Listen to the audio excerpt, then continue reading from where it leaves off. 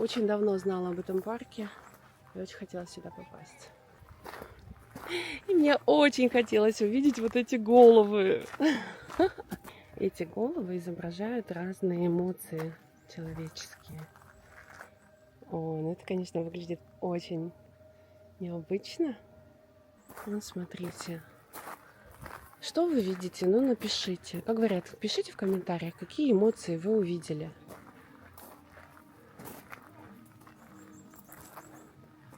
Как будто бы все жмурятся на солнце, да? Но этому кайфово, сразу видно. Так, у того что-то... Что он там пыжится. Мне почему-то напомнило и персонажа из сказки «Алиса в стране чудес».